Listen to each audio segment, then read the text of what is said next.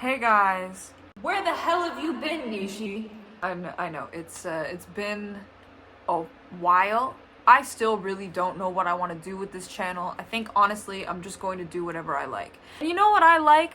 Being literate. I love reading.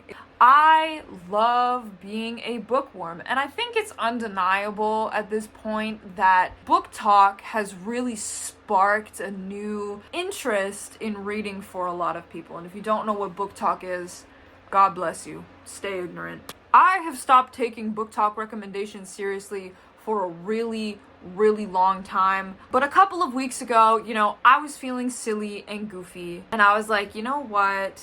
A really popular subgenre on BookTok in terms of books is sports romances. Now, I dislike sports. In fact, I would say vehemently, I don't like them. Even though I used to play soccer, I don't like any of them.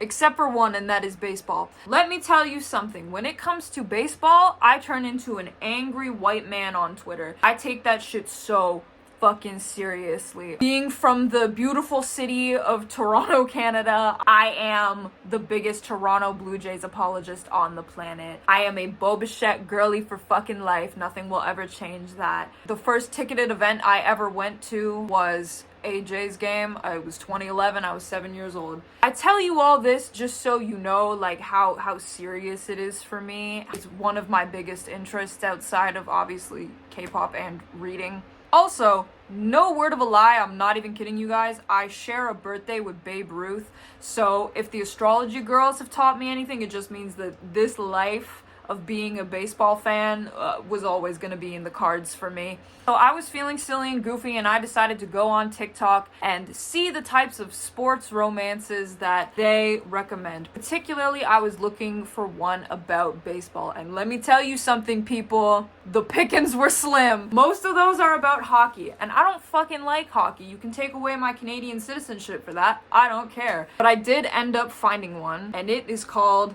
Caught Up by Liz Tomforde, and oh boy, are you guys in for a treat with that one. But before we get into the review, I think we need to wear the proper attire. With me is my Bo Bichette jersey, and I don't have a Blue Jays cap, like a sun cap, but I do have this Adidas one, and I drew out the logo. We are just going to tape this on here. We are resourceful here on the Nishi channel. I looked all over my house. I apparently do not have like clear scotch tape, so we are just going to use masking tape. Yeah. How does this look? This is so embarrassing. Almost as embarrassing as the Jays loss to the Dodgers last night. Anyways, let's get into the review, guys. So this book takes place in the greatest city that ever was, Chicago, Illinois. You have this fictional MLB team known as the Windy City Warriors, which is a shitty name right off the bat. The starting pitcher for the Chicago Warriors is a guy named Kai Rhodes. Kai Rhodes is a 32-year-old man whose actual name is Malachi, but goes by Kai as if he's some kind of TikTok e-boy. Kai Rhodes is a single father. He has a 1-year-old son named Max. For whatever reason, the MLB, bent over fucking backwards for this 1-year-old child to travel across America and Canada, I guess, with his father, seeing as there was no other, family members that could take care of him. By the way, before I really get into the book, I will just say Kai has a younger brother named Isaiah who is also in the league and is also on the Warriors team. Now, Kai wants to quit playing Major League Baseball. He just wants to raise his son. He thinks this sport is taking me away from raising my son. So the league will hire these nannies, all of which so far have been male. That does become semi-important. And Kai just fires them, within days of them being hired, because he's if you guys won't, cut my contract, I will fucking make you so annoyed with me that you just do it anyways, because I don't want to play baseball anymore. So the book opens up with him firing yet another male nanny. And the manager of the team, who is a man named Emmett Montgomery, but they call him Monty. Monty has a few tricks up his sleeve. He's like, you are not getting out of this team so easily. He's cooking up a scheme. And that scheme is Monty has a 25-year-old daughter named, you're not ready for this, Miller Montgomery. Miller Montgomery. When I tell you that it was so hard to read this book at times because Miller Montgomery. Miller. Anyways, Miller is like a pastry chef. She's like famous in the food world, and what she does is she goes around to like restaurants and tries to like help them out. She's kind of like what Gordon Ramsay does on like those Kitchen Nightmare. So she's in Miami right now trying to help this disaster of a kitchen, and eventually she says, fuck it, I quit. And she like quits working at this specific restaurant, and she calls her agent and she's like, I want to quit my job. The agent says, you can't quit. You have a big interview with some like cooking magazine in a couple of months. The Warriors are playing in Miami also as this is happening. So Miller's dad is like literally like across the street, and he's like, Miller, I hear your pain. I got a fantastic job. How would you like to become a nanny for 2 months? I mean, who cares that you don't have any experience like with children at all? Miller just accepts because really she has no other options, and she becomes the nanny for this little boy. The first time that Kai and Miller meet each other, they're in an elevator in this hotel in Miami, and she is drinking beer at 9 a.m, you know, girl boss shit.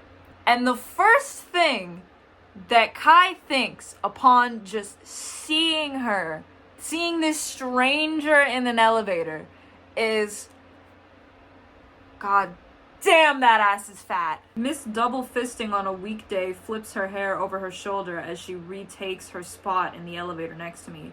Regardless of her morning beverage of choice, she doesn't smell like booze. She smells like cake, and suddenly I have a sweet tooth. So anyways, yeah, Miller gets hired as the nanny. This is already a very bad decision. But then, you know, she meets the other players on this team, in which there are only 4. Yeah, I know. We only learned the names of 4 of the players. The 2 Rhodes brothers and 2 absolute fucking nobodies, only referred to as Travis and Cody. Travis and Cody have just about as much differentiating factors about them as a clementine and a tangerine. Like, they are just completely interchangeable. Like, they might as well be the same character, honestly. But upon hearing that a female nanny has finally been hired, they just start fucking salivating, frothing at the mouths, because apparently none of these guys have girlfriends or wives. They're just like, finally, a hot nanny, a hot female nanny. In fact, hot nanny is what Isaiah calls Miller the entire book. For the record, Isaiah was my favorite character. He was way more interesting to read about than Kai or Miller. Despite the fact that the entire team is just like over the moon that, you know, there's a woman around now, Kai is less than happy about it because, like I said, he wants to just get fired. He is just not okay with the fact that Miller is around, and he just wants her gone. But at the same time, he cannot deny this weird attraction that he has to her. She laughs, a deep, throaty sound that goes straight to my whatever that means. Comes time for the first game to happen, where Miller is like completely, you know, babysitting this kid Max. Kai just cannot get his head in the game. He is texting her like every 2 minutes that he possibly can when he's not like, you know, doing his job and actually pitching. He is just like the epitome of a helicopter parent. And that night, right after the game, she threatens to just to just leave, like already. It's been one night and she's like, I can't do this for 2 months straight. She tries to leave, he tries to block the door, they get into a little kerfuffle, and the kerfuffle ends with Kai's hands on both of her titties. He then like chills out and she's like, wow, was the secret to you like chilling out just like touching my boobs? Internally he's like, God, I have not felt the touch of a woman in so long. But externally, he's like, please get out of my hotel. I have to also add that for whatever reason, Miller calls Kai baseball daddy the whole book. It's the worst gag ever, and it just continues on and on and on. Additionally, in this book, you have these two other couples who are both sports couples, but they're like from different sports. You have Indy and Ryan. Ryan is like a basketball player, and then you have Stevie and Xanders. Xanders with an S at the end. The names in this book are horrific. And Xanders plays hockey. They are from other books in this Windy City series, but you kind of have to know that they exist because it does get important later on. So next, the team travels to Austin, Texas. Do they win the games that they're playing? Do they win anything in the series? I don't know. We do shockingly little baseball in this book, by the way. But after the game that we don't know the result of, turns out that the character of Travis, was it Travis or was it Cody? It really does not matter. They're the same people, honestly. One of them was able to rent out an entire bar just for the team, and then they go drinking. Miller asks, like, what, like, is this like a regular occurrence for you guys? And Kai says this: he's the planner, always has a plan for our time off. He rented a boat when we were in Tampa, Broadway show in New York City, a trip to Niagara Falls when we were in Toronto. Toronto mention, Toronto indirect mention, hello! For the sake of saying a win is a win, I will ignore the fact that Niagara Falls is not anywhere near Toronto. It could have said the aquarium. The aquarium is quite literally right next door to the Rogers Center. So anyways, they're at this bar, they're all drinking, you know, they're all having a good time, and then all of a sudden, the team from Atlanta shows up. Why is the team from Atlanta here in Texas? Girl, I don't know, just pretend that it makes sense. They show up, the one player from the Atlanta team. By the way, none of these other teams that get mentioned have names. They are just referred to by what city they are from. The one player from the Atlanta team that we meet is named Dean Cartwright. Dean Cartwright and Kai Rhodes, actually both of the Rhodes brothers, have like beef with each other. Apparently, a couple of years before this book started, Kai and Dean got into like an actual fist fight with each other. Like they were throwing punches. And the way that it's framed in the book really implies that it happened like on the field with like on live television with cameras rolling and everything over some like foul or whatever. I don't know how that wouldn't have gotten both of them blacklisted from the league, but again, let's just pretend like this makes sense. Dean starts like low-key harassing Miller, and Kai turns into one of those like alpha werewolf boyfriends, like, get your fucking hands off her. In fact, let me read the passage. That is in fact exactly what he says. He simply smiles. I should have said I've never been able to fuck with Ace until tonight. I can feel Kai's presence long before I see him. When he makes it to us, he pushes Dean's chest into the crowd, breaking the hold he has on me. Get your fucking hands off her. Oh, yeah, by the way, I should probably mention that Kai's, like, nickname given to him by the league and, like, the fans of MLB is Ace, which will become relevant later. Okay, trust me. Now, this alpha boyfriend threat ends up working, and Dean backs off. They go to the bathroom in the basement of this bar, and they make out with each other. I probably should have mentioned that, like, beforehand in all the other chapters, there was, like, this weird, like, sexual tension, like, building up between the two of them. I mean, obviously, this is a BookTok book after all. But to make out I don't even think, they're not even in the bathroom. Like, they're just outside the bathroom door. Imagine you're one of the other nameless players and you're like, oh, you know, I gotta go to the bathroom, gotta go wash my hands. And you just see them, like, mashing their faces together. Reminder again, she's the nanny for his son. Let's let that sit in. There's nothing soft or sweet about the way my mouth crashes into hers, because there's nothing soft or sweet about Miller. She aggravates me, pushes me, challenges me, and according to the way her mouth yields to mine, she wants me. Cupping her face, she hums as my lips close over hers, like this kiss is the sweetest kind of relief. They're pillowy, soft, just as I imagined, and her tongue, her fucking tongue, warm and wet and responsive as it meets mine, pulling a reassured groan from my throat.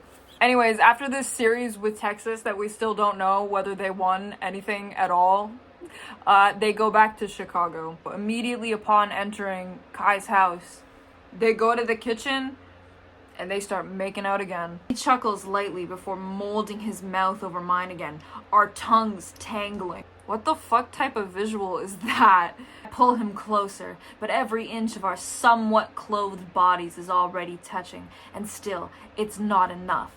I want us naked. When I read that, I actually burst out laughing because I want us naked. Like, what the fuck are we talking about here? Not a single person in this book has any class.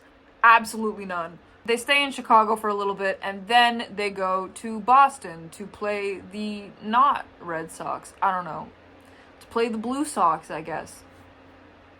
But before they, you know, get to do that, Kai takes Miller on a little date. He ends up taking her to this little, like, patisserie, this, like, little bake shop, and they, like, order some food, and they, like, you know, have a little date there.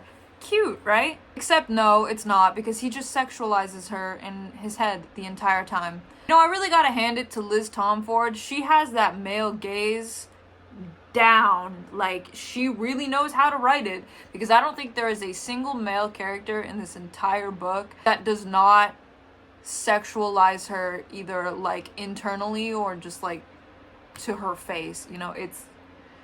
whew. They go back to this hotel together, and we are, like, at the halfway point of this book, right? All this tension, this romantic and sexual tension has been building.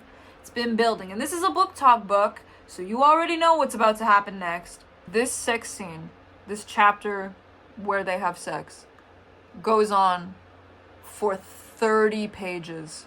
30 pages. 30. No, I'm not kidding. Now, I read this on Apple Books, so it said, like, 30 pages on Apple Books. I don't know if it's actually that long, like, in the actual paperback. Oh, good lord, it just goes on forever. 30 pages. 30 pages. I was like, there's no way this entire chapter is just them banging. 30 pages. 30. But alas, it is. I'm like, how... They were doing positions that I didn't even think were humanly possible, you guys. I am not going to read much of this because I don't want this video to get taken down, but I will just read this. So for context, Kai tells Miller to, like, do something. She does it, and he's like, yay, gold star for doing what I asked you to do during this sex scene. And she's like, gold star? What are you talking about? And he says, gold star lips. He tilts my chin up, meeting my mouth with his. The way you felt on my fingers, I'd say you've got a gold star.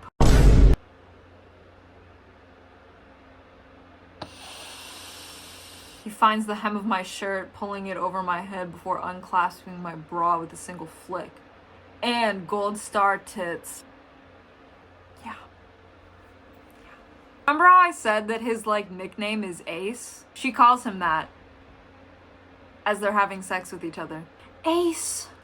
He hums. I love when you call me that. What do you need? I need you to look at me when I say this, okay? Being a Toronto Blue Jays fan since I was 7 years old has officially rotted out my brain. Because Ace? That's the name of the fucking mascot. So you're like being like, Ace, like, oh, you're so hot. Fun fact, guys, did you know that Ace's original name was BJ? BJ. Appropriate for what we're talking about right now. You know, it's the next morning and we actually have to play baseball. The Warriors then play their next game against the Blue Sox. Kai makes a mental note to himself that this game that he plays is like a career best for him. They win the game and he's like, I can't explain what was going on with my body last game, but I was on. Every pitch felt fluid and strong as it left my grip. My shoulder wasn't humming with pain the way it typically does when I pitch late into a game. I felt electrified, rejuvenated. Yeah, I got laid, but can I really contribute one of my career best games to sex? It was great fucking sex, so yeah, maybe I can. Guys, this just in. The key to playing really good baseball is some gold star titties. That is the key to being a good pitcher. Someone needs to tell the Mariners this. Then after the game is over, you know, Kai and Miller are back in their hotel. And Kai gets a call from her agent, remember her? Telling her that she is going to have to come back to Los Angeles early than expected because she needs to do a photo shoot for like this magazine that she's starring in. Now Kai and Miller have grown attached to each other, obviously. I mean, you would think after they are for 30 pages straight. So she's upset that she has to leave early and Kai's like, not on my watch. We'll just do the photo shoot in my really big kitchen in my house.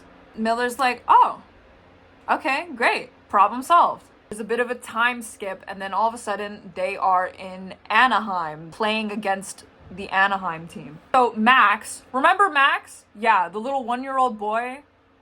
He is also in this story too. Max gets really sick, like he gets like the flu or something, and of course, because nobody is responsible in this book, they just drag him to California regardless. So you have this scene where it's like post-game, the Warriors just lost. So they're being like bombarded by like Sportsnet interviewers, and you have fans outside as well. And you watch from Miller's perspective as she witnesses Kai have an interaction with this random fan. She can't hear what they're saying, but they're like talking. He's like being friendly. She asks for an autograph.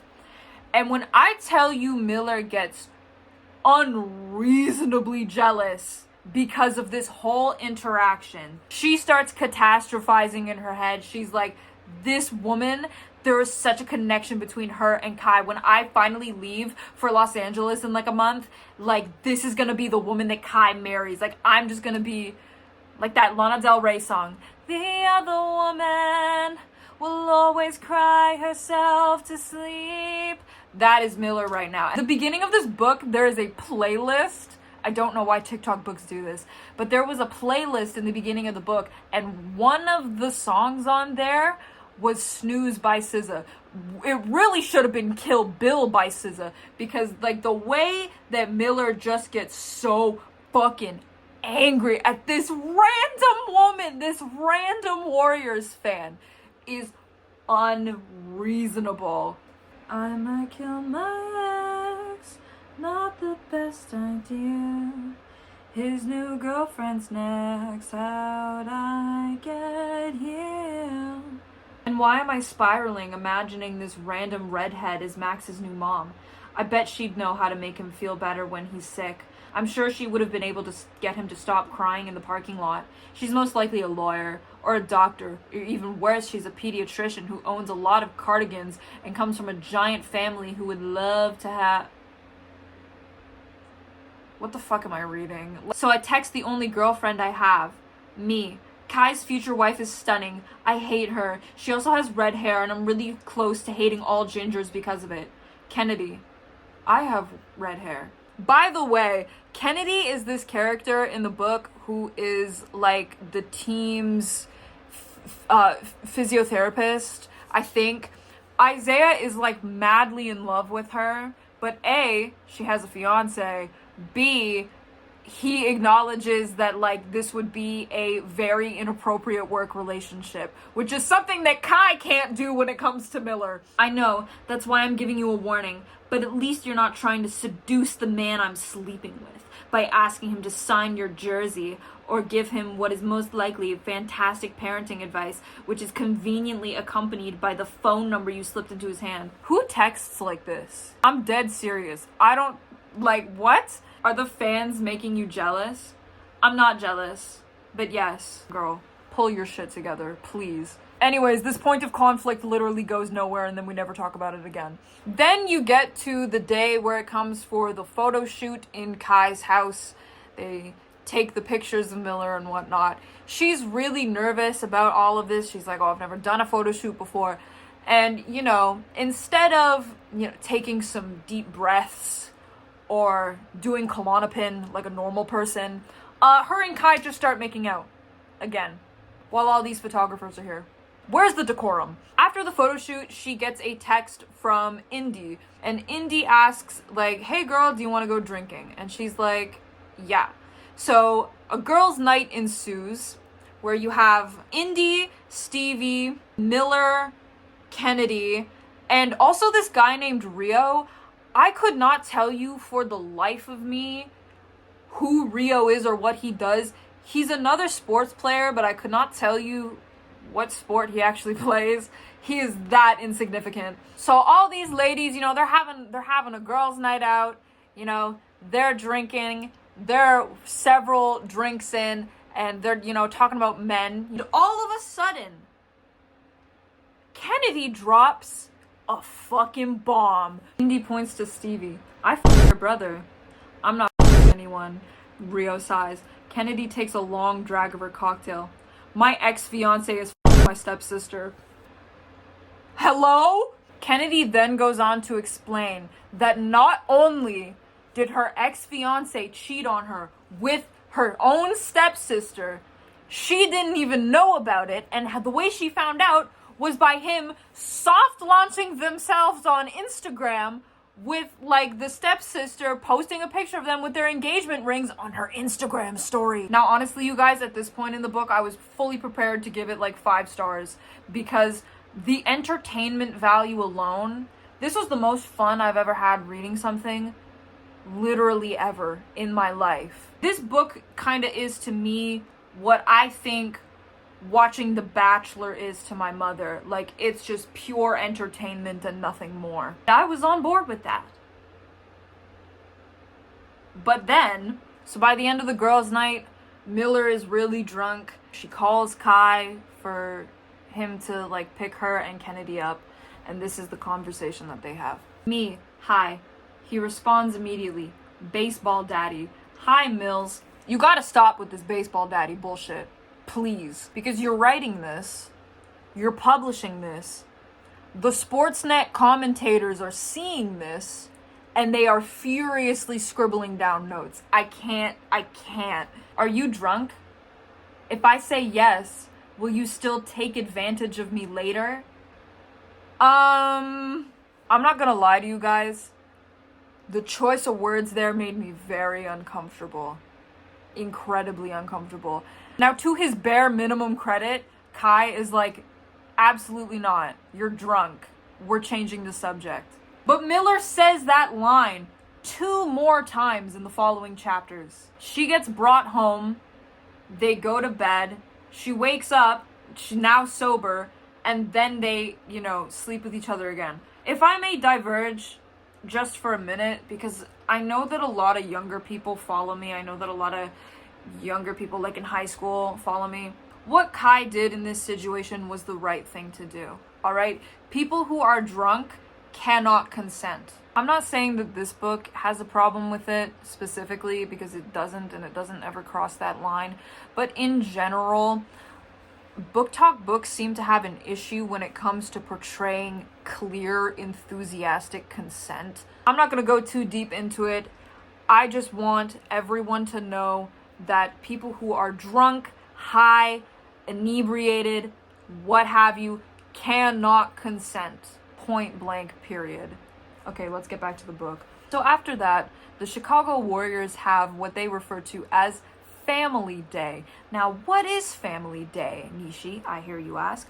Family Day in this book is described as like a day where all of the players like hang out at the field, and they bring their family members, and it's just them, just the family members. There's no fans or anything like that, and they just like hang out and drink cocktails or whatever. It's how I imagine Americans celebrate Thanksgiving or the Super Bowl. Now Miller gets invited to this, of course, but Miller's acting kind of moody and kind of distant at this party. Like she's just not feeling it.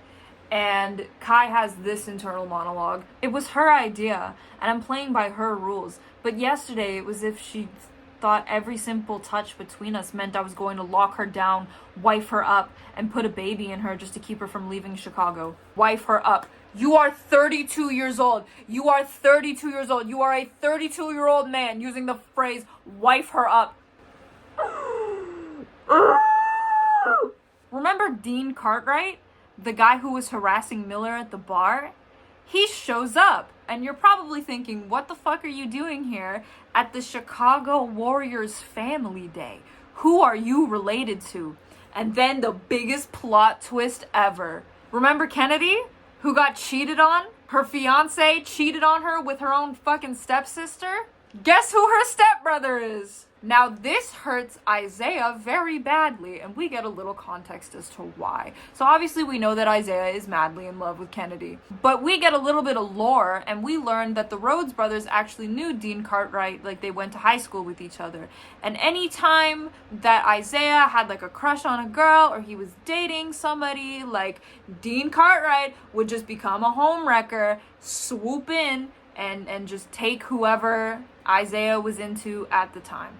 And Kai notes that like this horrible high school experience really warped his perception of like relationships. So him being related to Kennedy, even though they're step siblings, is like devastating to him, and he just starts drinking. The time then comes for Miller to finally leave. Her summer adventure of being the nanny to this little boy is finally blissfully over, and she has to go back to Los Angeles. For the next three chapters, they just like scream and yell at each other, begging not to leave. Like it's so dramatic, and it drones on forever. But eventually Miller does end up leaving, and she goes back to Los Angeles. We then have a time skip, and we actually get to see some baseball. So the Warriors are playing against, I don't even know what team. Is it Atlanta? Does it even matter? Kai's on the mound, and he just can't focus at all. The only thing that he is thinking about is Miller. Did she arrive safely? Is she sleeping okay? Is she happy? Those last questions couldn't be further from my own reality. So for her sake, I hope she's doing better than I am. I hope she's finding everything she's looking for. I hope she's finding her joy, because I sure as fuck lost mine. Malachi, focus! Isaiah calls from behind me. Thank you, because please get your head in the fucking game, please. Literally, as he's pitching, the only thing he thinks about is Miller as like the one who got away. I shake off the image and run through my pitch, using my entire body to throw the ball before letting it leave my fingers. It soars right over the plate, right at the height the batter needs to send it flying into left field, which is exactly what he does, hitting a grand slam and changing the score to 5-0 before I've even gotten an out in this third inning. 5-0. The score is 5-0. And it's only the bottom of the second. Brother. Look, that's not impossible. I've seen it happen several times before. But it's not a good thing for the losing team. In fact, it's a very bad thing. You already know that the comments on the official Warriors Instagram account are just boiling with Warriors fans being like, bench Rhodes next game. In fact, trade Rhodes next game. You just know that those Warriors fan commentators who have podcasts are sitting there in their studios right now, like, the utter audacity displayed by Kai Rhodes tonight on the field. My God. We need to bench him next game. In fact, shit, fucking fire him while we're at it. Because if he does not pull his shit together, the Warriors are finished. They're cooked. We're already cooked, honestly. We have not won a World Series since the Soviet Union was still standing. Okay, we are the embarrassment of MLB. On my mama, I hate this fucking team. Anyways, guys, we are going to be back here again tomorrow night reviewing the Warriors' next game, so don't forget to tune in. Then, at the top of the third, their manager just pulls him out of the game. Blissfully, thank God. I couldn't tell you the last time I was pulled this early from a game. I played like shit in my previous start this week, but I made it a full 5 innings before the relief pitchers took over. Third inning is fucking embarrassing. Guys, this is what a lack of gold star titties does to a man, okay? It makes him shit at baseball. Meanwhile, in Los Angeles, Miller is also miserable. She has the big interview with the magazine, and as she's doing the interview, she's like, you know what? Fuck my career. And she decides right after that she's like, I'm going to open up a bakery in Chicago. I'm going to move back to Chicago so I can be with this man. I want you all to remember, okay? Miller and Kai knew each other for 2 months. 2 months. And she's like, I'm gonna abandon my entire career. Now, granted, she was pretty miserable doing what she was doing, but still. I'm going to abandon everything that I have built up to this point for a man that I knew for 2 months, whose son I was nannying. Okay, as we draw close to the end of this book, Ryan and Indy are getting married. It's a small little wedding and in their own backyard. And the entire time, Kai is there thinking like, God, I miss Miller still. Also, I'm really shit at pitching right now. Mostly, I just miss Miller. They say their I do's, and then, you know, the reception takes place in their house. Oh my God. Oh my fucking God. Who shows up out of the blue to, like, surprise everybody at the wedding? It's Miller. And then they start making out with each other again. At the reception. Why are you tangling tongues at somebody else's wedding? Just no class. Oh my goodness gracious.